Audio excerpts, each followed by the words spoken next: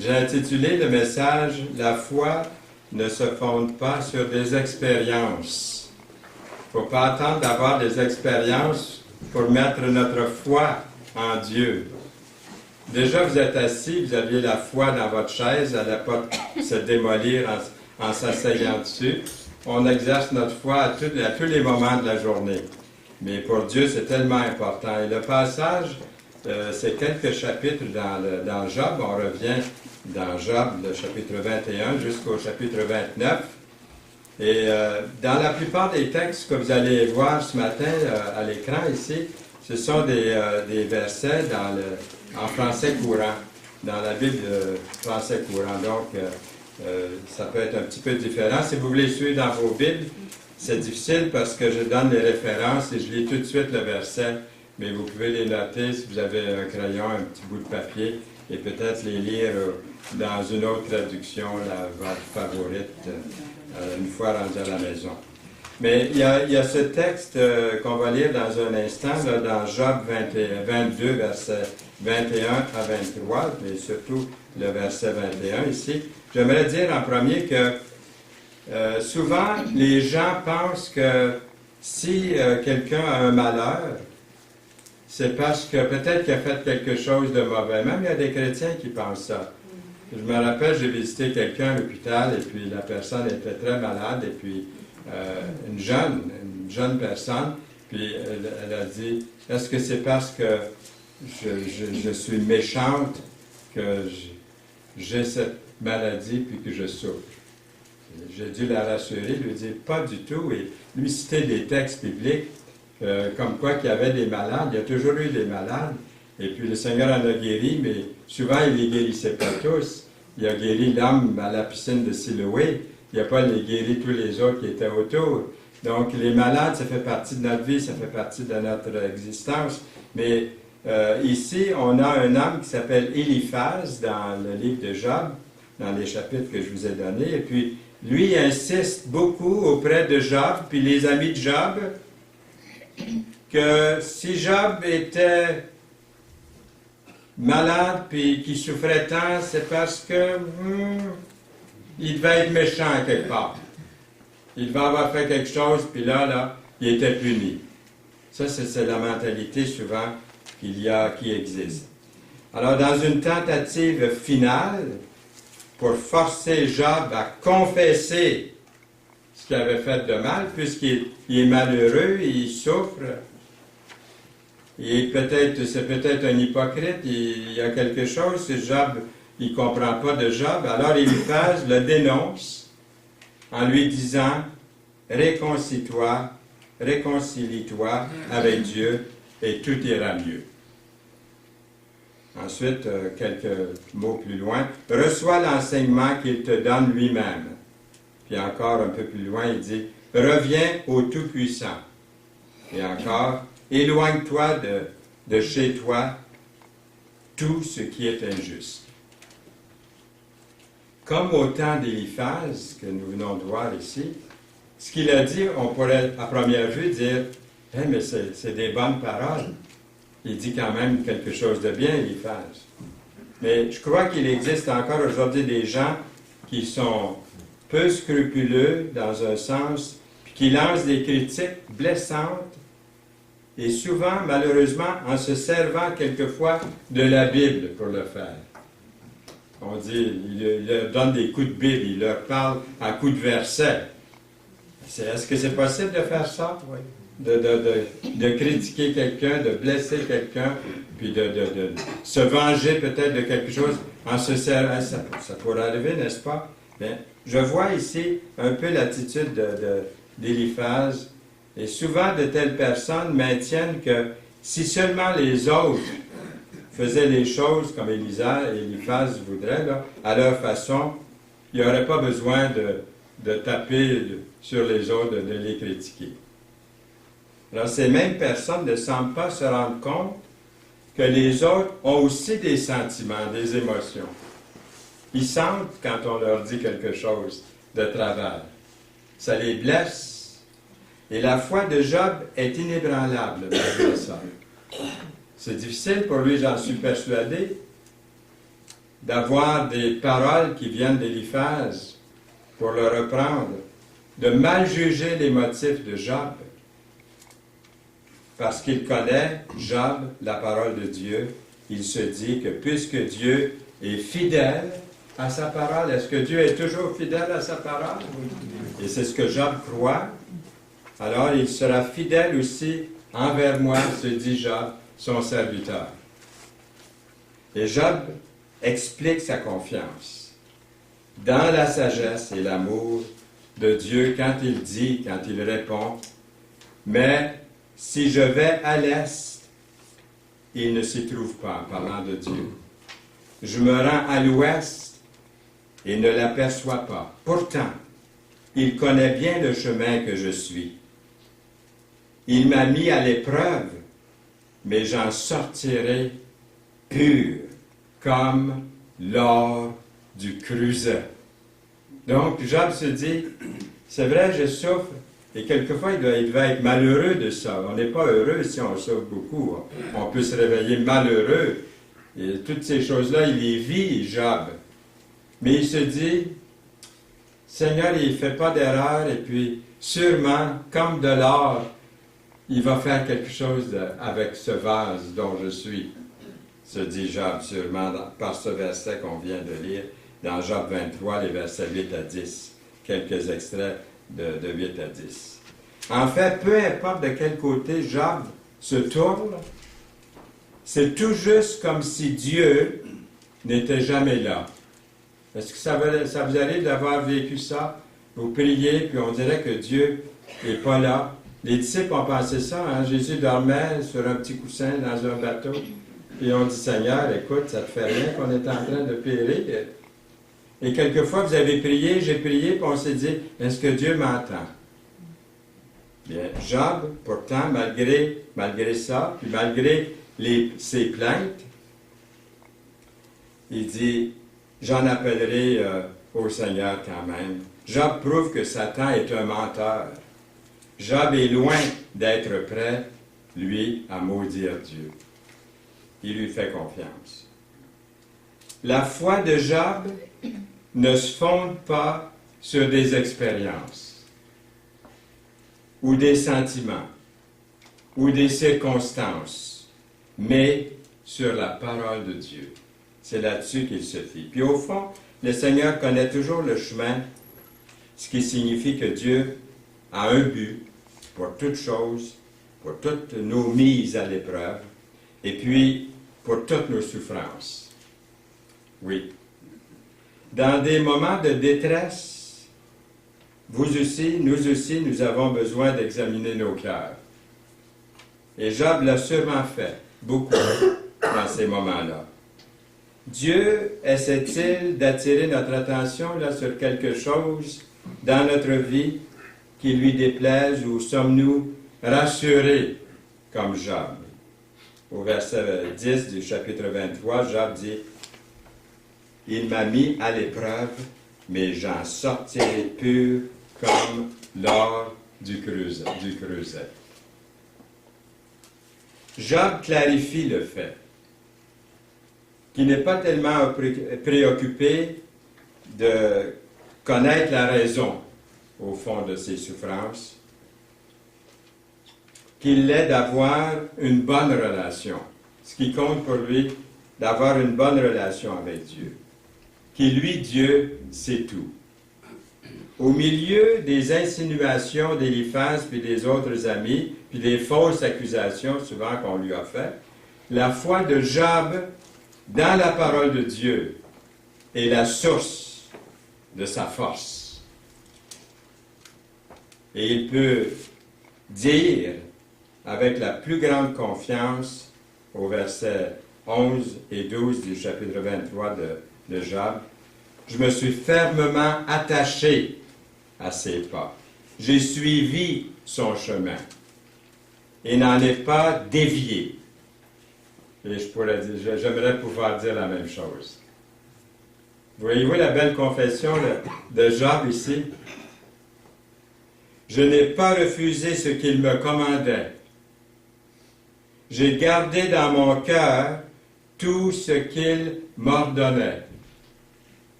pas ce que ses amis lui disaient, mais ce que le Seigneur lui dictait dans son cœur, dans son âme. Dieu donne toujours ce qu'il y a de mieux à celui et à celle qui laisse Dieu choisir. Nous pouvons le louer même pour le désappointement, parce qu'on ne sait pas au juste, on ne connaît pas toujours la raison, puis des fois la raison ne vient pas tout de suite, ou la semaine prochaine, ou même dans un an, puis des fois, on ne connaîtra peut-être jamais la raison exacte. Des désappointements, des souffrances, des moments où nous sommes incompris des autres. Ça aussi, c'est une souffrance. Il n'était pas compris des autres gens. On jugeait ses motifs, comme je dis. Alors, il souffrait de ça. On peut souffrir de ça. Ou même coupable des erreurs, de ses propres erreurs de jugement. On fait des erreurs, on a des échecs. Et souvent, c'est ça qui nous blesse le plus. Encore une fois, Seigneur, ça m'arrive. Je suis coupable. Je n'essaie pas de me disculper de mes responsabilités. Je les accepte, je les confesse au Seigneur. C'est comme si Job avait dit, au milieu de ma confusion puis de mes peines, je me suis tourné vers la parole de Dieu. Si grand était mon besoin de réconfort, là, que je me suis saisi de la parole de Dieu. Comme un homme affamé qui vient de découvrir un repas, un bon repas, et j'ai été fortifié par la parole de Dieu. La clé de l'ultime victoire de Job est sa conviction que la parole de Dieu est plus importante que n'importe quoi dans la vie, dans notre vie ici-bas. Tout comme la nourriture que nous mangeons soutient notre bien-être physique. La médecine, c'est bon. Comme les gens me demandent de ce temps-ci, comment va Yolande? C'est la question que j'ai le plus quand les gens me demandent ça, parce que mon épouse était malade, comme vous savez, est allée à l'hôpital 2 fois en 2017. Et là, je dois lui répondre chaque fois, elle va très bien. Et j'ajoute, savez-vous que la médecine, c'est bon, ça nous en prend, mais les prières sont encore plus efficaces quand on les fait à Dieu, ces prières-là. Alors, amen? Mais je n'ai pas fini mon message, on continue. La parole de Dieu devient la nourriture spirituelle pour fortifier votre vie intérieure. Accordons-nous le même laps de temps pour nourrir notre vie spirituelle que pour nourrir notre vie physique. On aime manger 3 fois par jour, ou 2 fois par jour, ou 1 fois par jour, mais on aime manger quand c'est bon. Oui. Est-ce qu'on la nourrit, notre âme, de cette façon-là, avec appétit, avec amour, avec soif, avec faim? Si oui, la Bible a un intérêt réel pour vous, si c'est ça, si c'est vrai. Vous êtes quelqu'un qui se perçoit comme étant un pécheur perdu, qui a besoin de se repentir, de demander pardon et de recevoir du Seigneur Jésus-Christ tout ce dont il vous offre par sa parole et de vivre en vous à tous les instants. 1 Pierre 2,2 dit « Désirez comme des enfants nouveau-nés le lait spirituel et pur, afin que par lui vous croissiez pour le salut. » Une personne qui est née de nouveau commence une nouvelle vie, semblable à celle d'un nouveau-né. Est-ce qu'il est beau, ce bébé? Mais ce bébé a des besoins. Des fois, il pleure. Et des fois, il a besoin d'être changé. Puis, il y a toutes sortes de soins. Et c'est comme dans notre vie. Le nouveau-né, spirituellement, a besoin, il commence une nouvelle vie, semblable à ce nouveau-né. Puis, il y a 7 règles que j'ai trouvées. Sûrement, il y en a plus. Mais 7, c'est un bon chiffre qui favorise la bonne santé chez les jeunes enfants. Et ça peut être adapté, proposé, appliqué à la croissance spirituelle, à votre croissance spirituelle, à ma croissance spirituelle. Premièrement, la nourriture quotidienne. Prendre le lait pur de la parole.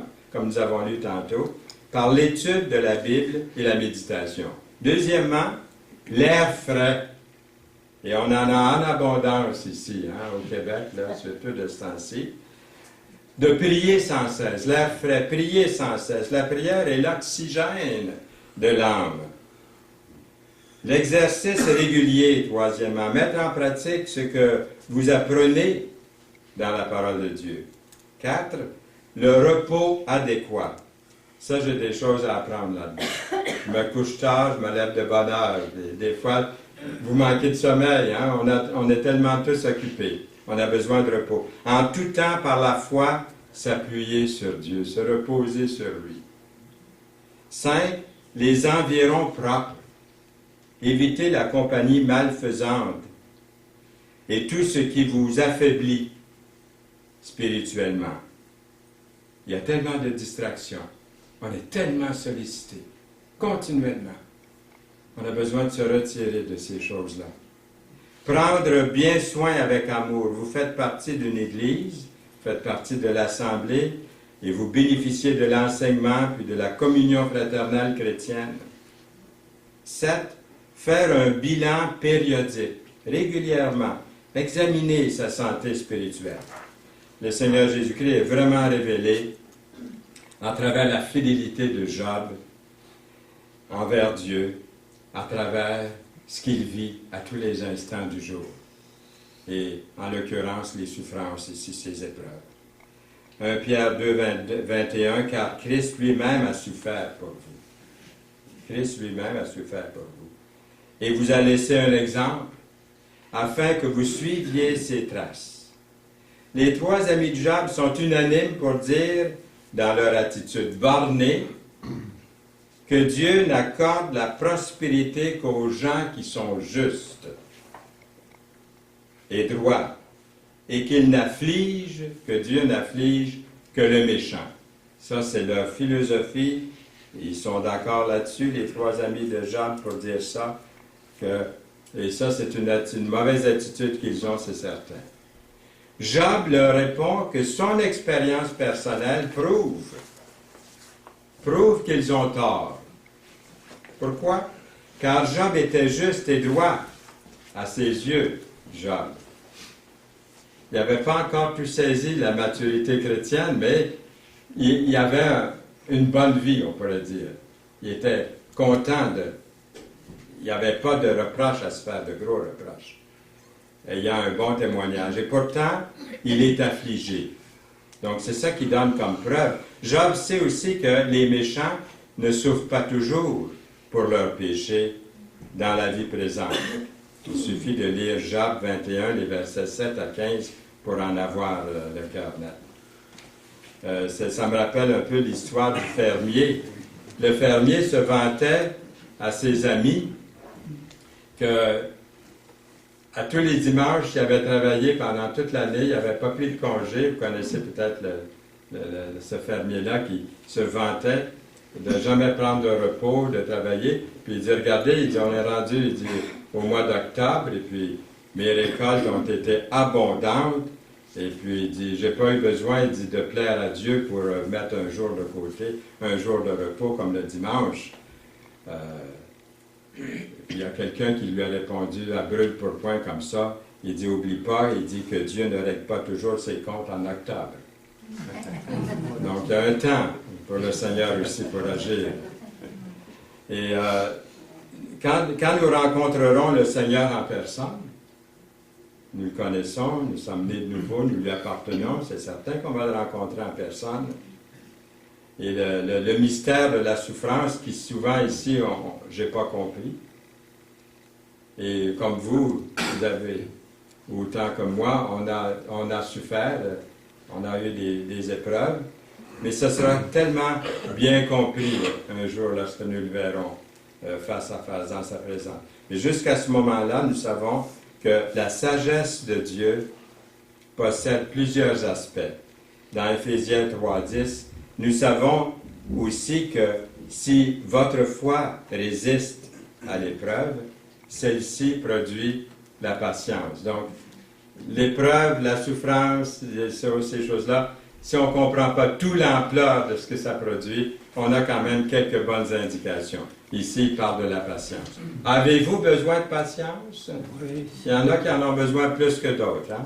Je vous ai déjà raconté l'Assemblée a été fondée ici par des hommes et des femmes qui étaient des amis. On était vraiment des amis. On est demeurés des amis. Et vous les connaissez, plusieurs d'entre vous. Et au début, on avait je vais le nommer, tiens, Jack, même s'il entend ça, ça va le faire sourire. On se réunissait, les anciens, ensemble, et puis on parlait, puis un jour, il s'était à son tour de prêcher. Il dit, on a une bonne entente entre nous, les anciens, Dieu nous bénit, puis bénit l'Assemblée. Les chrétiens venaient, puis les inconvertis, les non-croyants aussi venaient entendre la parole. Il dit, on a une vraie bonne entente. Il dit, on se réunit régulièrement, mais il dit, Fernand, là, un des anciens, il dit, il n'y a donc pas de patience avec moi.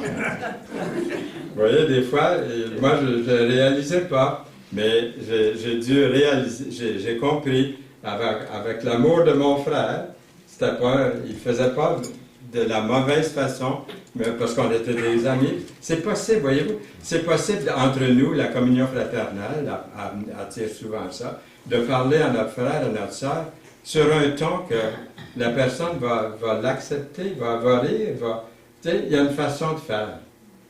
Et les amis de Job n'ont pas eu cette façon-là. C'était des reproches, même en se servant peut-être de la parole pour le faire. Bon. Nous verrons sans doute que Dieu, dans sa grande sagesse, avait un but éternel. Et ça, c'est le côté que je ne comprends pas encore. Mais il va venir, ce but éternel, ce but valable dans l'avenir pour permettre la souffrance que vous avez vécue ou que j'ai vécue. Sachant que l'épreuve de votre foi produit la patience, nous lisons encore dans Jacques, chapitre 1, verset 3. Je me souviens d'avoir lu une histoire au sujet d'un homme vêtu d'un complet ordinaire, puis il est entré dans l'assemblée, dans l'église, puis il n'y avait pas beaucoup de place, alors il est venu s'asseoir presque en avant ici. Et puis, une fois assis à sa place, ça se passait vraiment dans une église des Pays-Bas. Et puis, il s'est assis en avant, comme ça, dans les rangées. Puis, quelques minutes plus tard, il y a une femme qui est entrée, qui est descendue dans l'allée, est venue vers l'étranger qui était assis là, en avant, à l'endroit où elle était toujours assise, elle, d'habitude. Puis, elle lui a demandé sèchement de partir. C'est moi qui est assis là d'habitude. S'il vous plaît, monsieur, voulez-vous aller vous asseoir ailleurs? C'est ma place.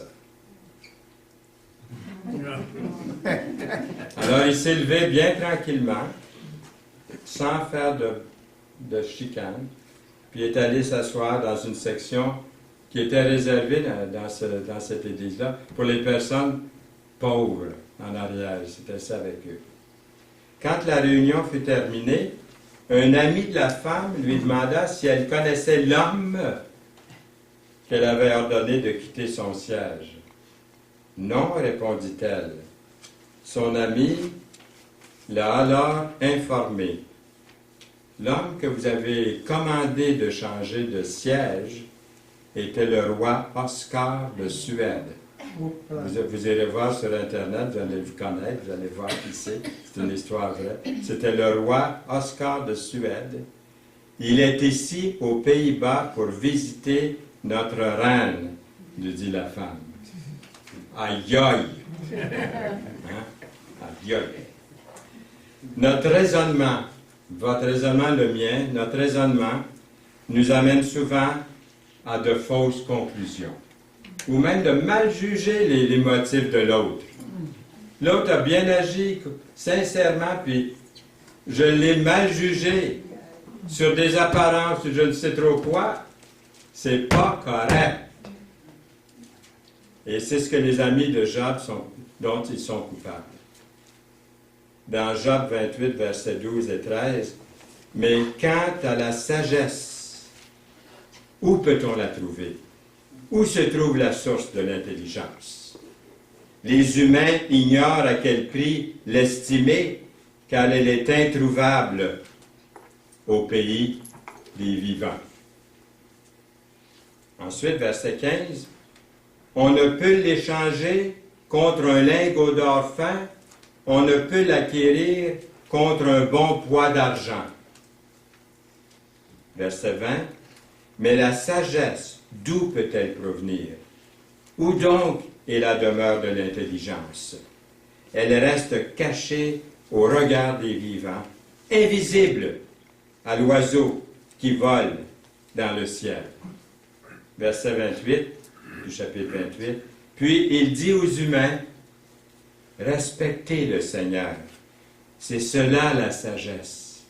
Respectez le Seigneur, c'est cela la sagesse. Et s'écarter du mal, voilà l'intelligence. Dieu est l'auteur, le révélateur de la vraie sagesse. Il n'existe pas de substitut pour la lecture de toute sa parole, toute la Bible. Toute la Bible en parle. De sa parole, afin de comprendre son plan parfait pour la vie de chacun. Ne nous décourageons pas, ne vous découragez pas.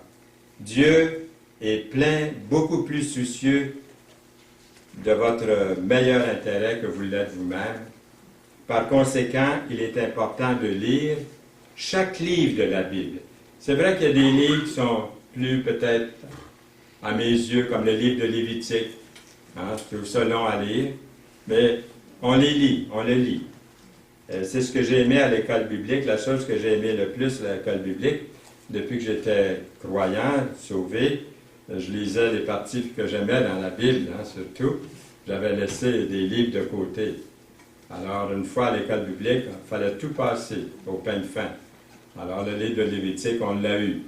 Puis ensuite, une fois sorti, j'ai continué à lire, parce qu'il y a des bonnes choses à lire dans le livre de Lévitique, comme dans tous les livres de la Bible. C'est juste quand j'arrive dans les généalogies que je me disais, qu'est-ce que je vais tirer de ça, de tous ces noms compliqués, des fois un chapitre au complet.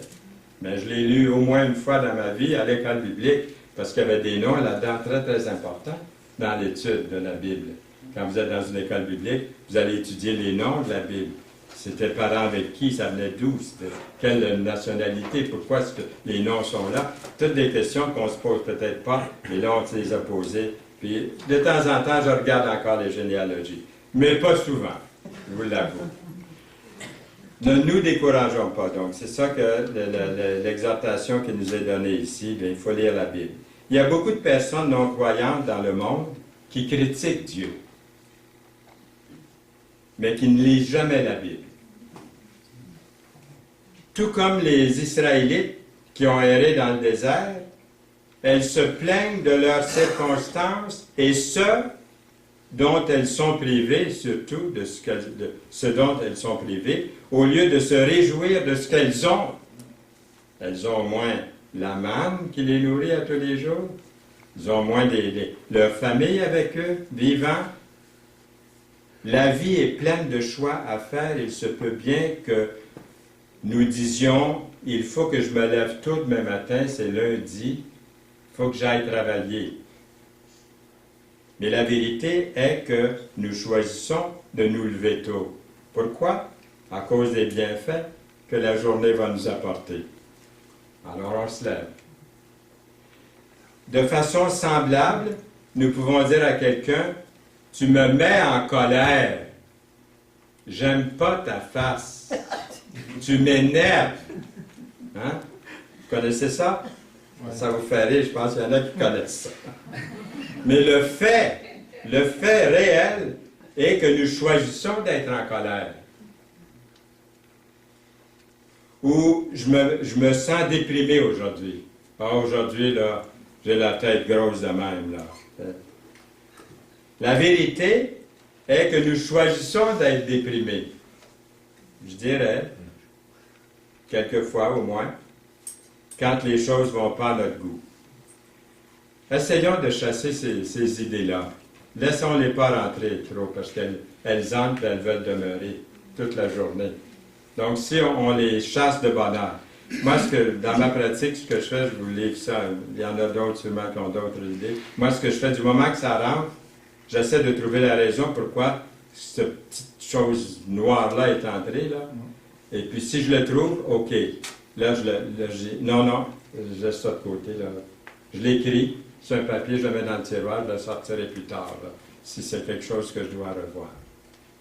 Pour pas que ça me dérange dans ma vie spirituelle. Je le chasse tout de suite. Si c'est important, je le retrouverai. Parce que je l'écris. Si c'est pas important, je ne l'écrirai même pas.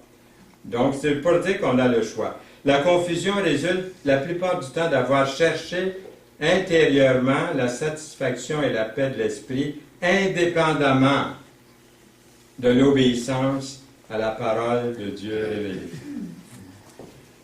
La connaissance humaine dans notre monde d'aujourd'hui change, puis aussi est limitée, et constamment d'être modifiée. Il faut s'adapter à notre temps, disent-ils. À notre époque, on a évolué. Quelle différence entre celui qui court, c'est Billy Graham qui dit ça dans un de ses messages, quelle différence entre l'Indien qui court avec un couteau pour aller égorger son voisin dans la jungle, puis l'autre qui était avec un supersonique dans un gros avion, là, qui s'en va lancer une bombe pour en tuer des milliers là, quelque part. Indépendamment de la parole de Dieu, nous n'avons aucune réponse finale aux problèmes de la vie et nous ne savons rien de l'éternité, ou pas grand-chose, un peu de l'éternité. Aussi étrange que ça puisse paraître à un monde sceptique, la sagesse de Dieu ne peut être connue qu'après nous être repentis, après nous être reconnus pécheurs et sans Dieu, perdus, et de se repentir de nos péchés, que nous ayons reconnu le Seigneur Jésus-Christ, le reconnaître comme celui qui a donné sa vie, qui est mort sur le bois, sur la croix, qui a donné sa vie, versé son sang pour vous et moi, pour nous sauver, et que nous ayons commencé à obéir une fois accepté, reconnu son amour pour nous, sa vie qu'il a donnée, qu'il est notre Seigneur et Sauveur, obéir à sa parole. Comme Ananias l'a dit à l'apôtre Paul dans Actes 22, verset 16, « Et maintenant, pourquoi tardes-tu? Lève-toi, sois baptisé, et lavé de tes péchés, en invoquant le nom du Seigneur. » Jésus a dit, « Si vous obéissez à mes commandements, vous demeurerez dans mon amour. Comme moi, j'ai obéi aux commandements de mon Père et que je demeure dans son amour. » Jean 15, 10. La vérité spirituelle ne peut être comprise que par ceux et celles qui sont nés de nouveau par son esprit. Mais la connaissance de sa volonté est accessible à toute personne sincère. Ceux et celles qui rejettent le Christ, la parole, ne découvrent jamais la vraie sagesse et l'intelligence. Ils passent à côté de la plus grande découverte de la vie. 1 Corinthiens 1, 21. En effet, le monde a été incapable, au moyen de la sagesse humaine, de reconnaître Dieu là où se manifestait la sagesse divine. Encore, le même verset, la deuxième partie du verset 21. C'est pourquoi Dieu a décidé de sauver ceux et celles qui croient en utilisant ce message apparemment fou que nous prêchons. Français courant, ça le dit clairement comme ça. Encore une fois, le Seigneur Jésus-Christ est révélé ici à travers la compassion de Job pour les autres. Regardez ce que Job dit dans le chapitre 29, verset 15. « Pour l'aveugle, j'étais les yeux qui lui manquaient. Pour l'infirme, les pieds qui lui faisaient défaut. Pour les malheureux, j'étais devenu un père. Je donnais tous mes soins au cas de l'étranger. Mais je cassais les dents à tous les criminels, arrachant leur croc, la proie qu'ils détenaient, de leur croc, la proie qu'ils détenaient. En ce temps-là, on m'écoutait, on entendait, on se taisait pour que je donne mon avis. Quand j'avais terminé, on ne discutait pas sur les gens, mes propos s'écoulaient goutte à goutte. 29, verset 21 à 22. Et les gens m'attendaient comme on attend la pluie, comme on aspire à voir l'averse de printemps.